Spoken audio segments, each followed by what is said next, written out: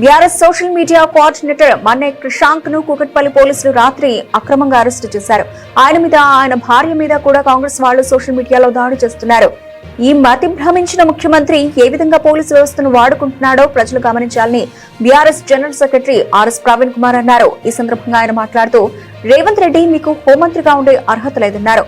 రాష్ట్ర భద్రత కోసం సీక్రెట్ గా పెట్టాల్సిన విషయాలన్నీ రేవంత్ రెడ్డి బయటపెట్టేశాడని ఆరోపించారు.